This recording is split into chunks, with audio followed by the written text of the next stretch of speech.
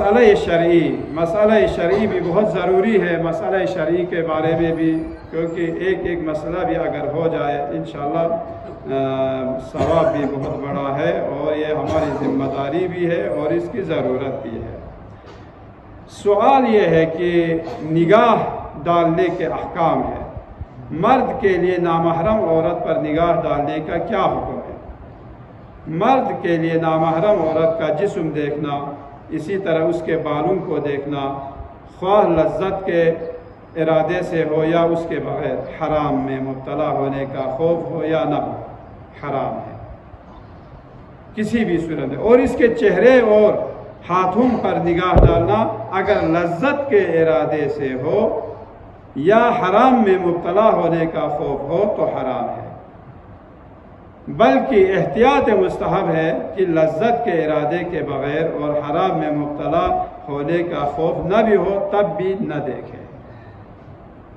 دوسرا سوال ہے، اگر عورت کے لیے مرد پر نگاہ ڈالنے کا پھر کیا حکم ہے؟ اگر عورت چاہے مرد کو دیکھے تو عورت کے لیے نامحرم مرد کے جسم پر نگاہ ڈالنا حرام ہے۔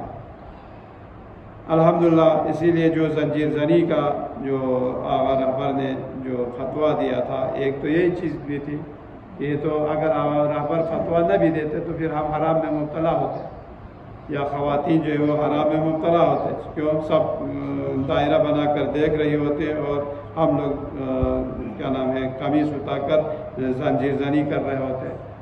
تو اسی لیے مثلا اس چیز کو الحمدللہ ہمارے جوانوں نے بھی اس بات کو انہوں نے تسلیم کی اور زنجیر زنی سے جو ہے وہ لوگ دور ہوئے۔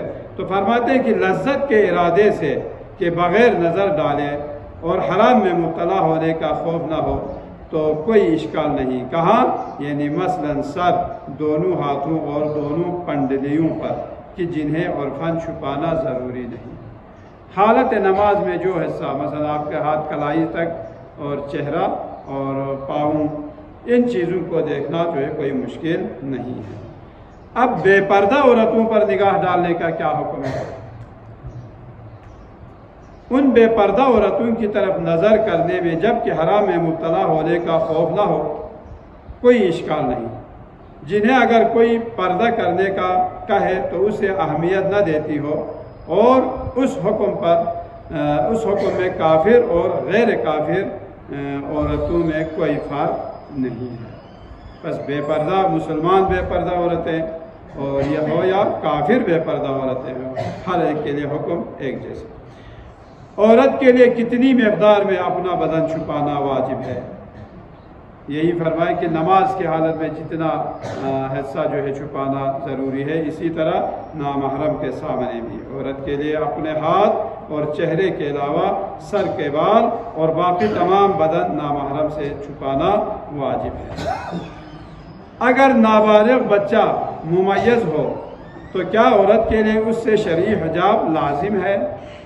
ممیز مثلا 12-13 سال کا یا 8-9 سال کا بچہ ہے، کیا اس سے بھی پردہ کرنا واجب ہے؟ احتیاط لازم کی بنا پر عورت کے لیے اپنے سر کے بال اور بدن اس لڑکے سے بھی چھپانا ضروری ہے جو بالغ نہ ہو لیکن اچھے اور برے کو سمجھتا ہو، اور احتمال ہو کہ عورت کے بدن پر اس کی نظر پڑنے سے اس کی جنسی خواہش بیدار ہو جائے۔ آخری سوال ہے، نامحرم عورت کی تصویر دیکھنے کا کیا حکم ہے؟ اگر کوئی مرد کسی نامحرم عورت کو پہچانتا ہو، اگر وہ بے پردہ عورتوں میں سے نہ ہو تو احتیاط کی بنا پر اس کی تصویر دیکھنا جائز نہیں ہے۔